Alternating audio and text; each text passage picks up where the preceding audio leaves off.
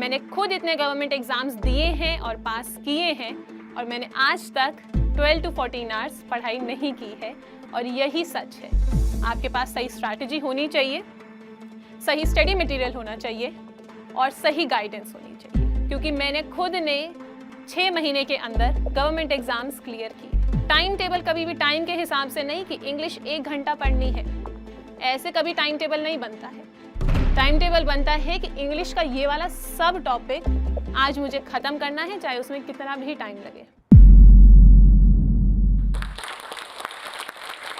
नमस्कार, मेरा नाम है निधि राणा और मैं एक इंग्लिश टीचर हूँ।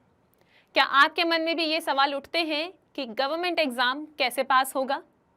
क्या गवर्नमेंट एग्ज़ाम में पास करने के लिए इंग्लिश में हमें कितना पढ़ना पड़ेगा? क्या गवर्नमेंट एग्ज़ाम पास करने के लिए हमें 1 साल तक पढ़ाई करनी पड़ेगी? अगर आपके मन में भी यही सारे सवाल उठते हैं तो आप बिल्कुल सही जगह पर हैं। आज मैं आप सभी के साथ शेयर करने वाली हूँ इन सभी सवालों के जवाब। साथ ही साथ हम यहाँ कुछ मिथ्स ब्रेक करने वाले हैं और लास्ट में आपको मैं बताऊंगी कुछ टिप्स जो आपको हेल्प करेंगी गवर्नमेंट एग्ज़ाम पास करने के लिए, साथ ही साथ गवर्नमेंट एग्ज़ाम में इंग्लिश में अच्छे मार्क्स लाने के लिए। तो सबसे पहले बात करते हैं मिथ्स की। सबसे पहली मिथ जो हम ब्रेक करने वाले हैं वो ये है कि आपको 12 to 14 आवर्स स्टडी करनी ही पड़ेगी। ऐसा कहीं भी नहीं लिखा हुआ है और किसी ने भी ऐसा नहीं किया है। मैंने खुद इतने गवर्नमेंट एग्ज़ाम्स दिए हैं और पास किए हैं और मैंने आज तक 12 to 14 आवर्स पढ़ाई नहीं की है और यही सच है। ये आपका मानक नहीं होना चाहिए, ये आपको डिटरमाइन नहीं करना चाहिए कि आप इतने घंटे पढ़ेंगे तभी आप गवर्नमेंट एग्ज़ाम पास कर सकते हैं। मैंने खुद ने और काफ़ी और लोगों ने भी 2-4 घंटे पढ़ के भी गवर्नमेंट एग्ज़ाम पास किए हैं, बशर्ते आपके पास सही स्ट्रैटेजी होनी चाहिए, सही स्टडी मटेरियल होना चाहिए और सही गाइडेंस होनी चाहिए। तो ये पहली मिथ हम ब्रेक यहाँ कर रहे हैं कि आपको 12 to 14 आवर्स स्टडी नहीं करनी है। सेकंड मिथ ये है कि आपको बहुत सारा पढ़ना है, study more and more. Government exam pass करने के लिए ज़्यादा पढ़ने की ज़रूरत नहीं है, बल्कि सटीक पढ़ने की ज़रूरत है।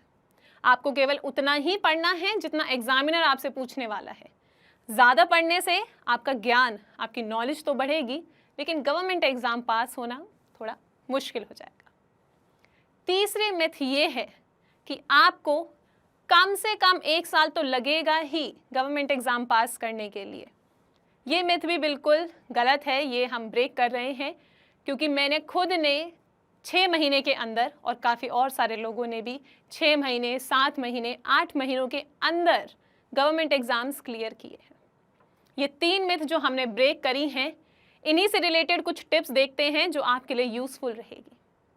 तो टिप्स की बात अगर हम करें जो मैंने खुद ने अपनी ज़िंदगी में अप्लाई करी है जब मैंने गवर्नमेंट एग्ज़ाम्स दिए और काफ़ी और लोग भी करते हैं। पहली टिप ये है कि आप जो भी गवर्नमेंट एग्ज़ाम की तैयारी कर रहे हैं उसका आपको पैटर्न और सिलेबस पता होना चाहिए।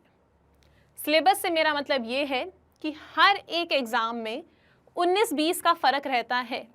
जैसे कि मैं बात करूं इंग्लिश लैंग्वेज की, किसी एग्ज़ाम में रीडिंग कम्प्रीहेंशन आता है, किसी एग्ज़ाम में नहीं आता। मैं बात करूं एनडीए एयरफोर्स की तो वोकैब बहुत ज़्यादा पूछी जाती है, लेकिन अगर मैं बात करूं एसएससी और DSSB की तो वोकैब और ग्रामर का पोर्शन इक्वल रहता है। तो ये चीज़ें आपको पता होनी बहुत ज़रूरी है, उसी के बेसिस पर आपकी आगे तैयारी होनी है। दूसरी चीज़ है पैटर्न।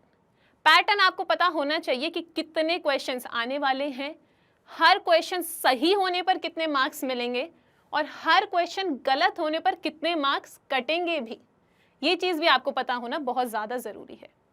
पैटर्न से मेरा मतलब है कि जब आप फॉर एग्ज़ाम्पल आपने इंग्लिश का पैटर्न देखा, मान लीजिए आपने DSSB में इंग्लिश का पैटर्न देखा, तो उसमें जो जनरल पेपर होता है उसमें 20 क्वेश्चंस इंग्लिश के आते हैं। तो उसमें आपको पता होना चाहिए कि वो 20 क्वेश्चंस कहाँ से कौन से टॉपिक से पूछे जा रहे हैं। उतना ही टाइम आपको उस टॉपिक को देना है। उसके बाद अगर मैं बात करूं दूसरी टिप की, तो दूसरी टिप है क्वालिटी ओवर क्वांटिटी। जो अभी हमने एक पहली मिथ ब्रेक करी थी कि हमें 12 to 14 आवर्स स्टडी करनी है, उसी का ऑल्टरनेटिव है ये, क्वालिटी ओवर क्वांटिटी। इससे मैं आपको ये बताना चाहती हूँ कि 12-14 घंटे पढ़ने से कुछ नहीं होगा। अगर वही उतना ही अगर आप 2-3 घंटे में पढ़ लेंगे तो वो जो क्वालिटी है वो ज़्यादा मैटर करती है, ना कि वो 12-14 घंटे। अगर उन 12-14 घंटे में आप रेगुलरली कहीं ना कहीं से डिस्ट्रैक्टेड फील कर रहे हैं तो वो 12-14 घंटे भी किसी काम के नहीं रहेंगे। तो कम पढ़िए लेकिन अच्छा पढ़िए, quality over quantity. Third tip है टाइम टेबल। आपने हर जगह से सुना होगा, आपने वीडियोस देखी होंगी, हर टीचर से सुना होगा कि आपको एक टाइम टेबल बनाना ही पड़ेगा। लेकिन इसमें मेरा एक पर्सनल ट्विस्ट है कि टाइम टेबल कभी भी टाइम के हिसाब से नहीं बनना चाहिए। टाइम टेबल हमेशा टॉपिक के हिसाब से बनना चाहिए। मैं आपको एक उदाहरण के साथ समझाने की कोशिश करती हूँ। मान लीजिए आप इंग्लिश लैंग्वेज को पढ़ रहे हैं, आप तैयारी कर रहे हैं, वहाँ पे आपने टॉपिक देखा टेंसेस। उसके अंदर भी बहुत सारे सब टॉपिक्स होते हैं। मान लीजिए उसका पहला सब टॉपिक है आपका सिंपल प्रेजेंट टेंस। तो आपका जो टाइम टेबल होना चाहिए वो ये होना चाहिए कि आज मैं इस टॉपिक को ख़त्म करूँगी। टाइम टेबल कभी भी टाइम के हिसाब से नहीं कि इंग्लिश 1 घंटा पढ़नी है, ऐसे कभी टाइम टेबल नहीं बनता है। टाइम टेबल बनता है कि इंग्लिश का ये वाला सब टॉपिक आज मुझे ख़त्म करना है, चाहे उसमें कितना भी टाइम लगे। क्योंकि जैसा कि आप जानते हैं स्टूडेंट की लाइफ में कोई दिन और कोई रात नहीं होती है। आपको सिर्फ पढ़ाई करनी है जब तक आप कर सकें। चौथी टिप ये है कि आपको ये नहीं देखना है कि दूसरा सुबह पढ़ रहा है तो मैं भी सुबह पढ़ूं, कोई और रात में पढ़ रहा है तो मैं भी रात में पढ़ूं। उसने कहा सुबह उठ के पढ़ोगे तो अच्छे से लर्न होगा, किसी ने कहा रात को पढ़ोगे सोने से पहले तो अच्छे से लर्न होगा। ये एक डाइवर्सिटी है, इसमें जो आपके लिए अच्छा है आप वो करेंगे। आप किसी को देखकर नहीं समझेंगे, आप ये चीज़ देखेंगे आपको सबसे अच्छा याद कब रहता है। 5वीं टिप है मेरी मॉक टेस्ट।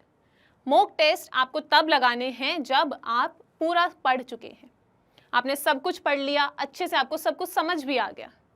लेकिन जब तक आपको ये ही नहीं पता कि एग्जामिनर क्वेश्चंस कैसे पूछ रहा है, तब तक कोई फ़ायदा ही नहीं है आप कितनी भी पढ़ाई कर लीजिए। कि हम लोगों को हर चीज़ को ध्यान में रखते हुए लास्ट में कुछ चंद दिनों में हमको एग्ज़ाम स्ट्रैटेजी बनानी है। एग्ज़ाम स्ट्रैटेजी से मेरा मतलब है कि आप टाइम मैनेजमेंट कैसे करने वाले हैं, एक्यूरेसी कितनी रहनी चाहिए, और साथ ही साथ ना चाहते हुए भी तुक्के कितने मारने हैं, क्योंकि ये बहुत बड़ा रोल प्ले करने वाले हैं आपके मार्क्स में। उदाहरण के लिए मान लीजिए आपने DSSS PRT का एग्ज़ाम दिया। जब आपने एग्ज़ाम दिया आपको पता चला कि भाई 200 मार्क्स होने वाले हैं, 200 क्वेश्चंस होने वाले हैं। अब मुझे ये देखना है कि मेरिट लिस्ट कितनी बनती है। अगर मेरिट लिस्ट ही 130 बनेगी जो अभी प्रीवियस ईयर में बनती आ रही है, ये उदाहरण है सिर्फ कि 130 बनी, तो आपको ये देखना होगा कि आपको क्वेश्चंस उससे ज़्यादा करने हैं। क्योंकि अगर आपने 130 से कम किए तो आप पहले ही रेस से बाहर हैं। आपको उससे ज़्यादा करने हैं ताकि अगर नेगेटिव मार्किंग हो भी तो कट पिट के आप उस लाइन तक आ जाएं। तो आपको ये डिटरमाइन करना पड़ेगा कि मुझे एटलीस्ट 160-170 क्वेश्चंस तो अटेम्प्ट करने ही हैं। ये वेरी करेगा हर स्टूडेंट के लिए कि किसको कितने अटेम्प्ट करने हैं। उसके बाद आपको जब ये पता चल गया कि आपको 170 अटेम्प्ट करने हैं, आपको ये भी पता चलना चाहिए कि वो 170 हर हालत में होने चाहिए, चाहे आपको तुक्के मारने पड़े। क्योंकि अगर उतने नहीं किए तो पहले ही रेस से बाहर हैं हम तो हमको एक ट्राई तो देना ही पड़ेगा। लास्ट में मैं अपनी एक बोनस टिप आप सभी को देना चाहूँगी जो कि बहुत यूज़फुल है। अगर आप ऑब्जेक्टिव एग्ज़ाम के लिए जा रहे हैं, यानी कि जिसमें MCQ बेस्ड होता है, ABCD ऑप्शंस होते हैं, उसमें आपको अपने व्यूज़ नहीं बताने हैं। उसमें आपको ये देखना है कि एग्जामिनर आपसे कौन सा कंसेप्ट पूछना चाह रहा है।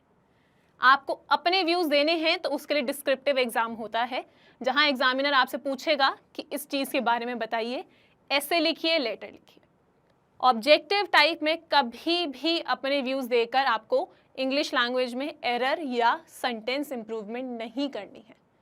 आपको क्वेश्चन देखते ही समझ आ जाना चाहिए कि ये एग्जामिनर मुझसे कौन सा कंसेप्ट पूछना चाह रहा है, तब जाके आपका एग्ज़ाम निकल सकता है। और लास्ट में जाते जाते मैं आप सभी के लिए कुछ चंद लाइनें कहना चाहूँगी।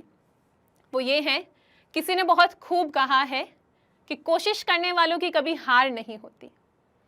उसी के आगे मैं कुछ जोड़ना चाहूँगी कि हिम्मत कर तो सही, अपने आप को तैयार कर तो सही, डर मत, हिम्मत कर तो सही, अपने आप को तैयार कर तो सही, मेहनत है वफादार तो खुद पर एतबार कर तो सही। शुक्रिया। अगर आप भी इस वीडियो के एंड तक आ गए हैं तो मेरी तरह आप भी इंस्पायर जरूर हुए होंगे।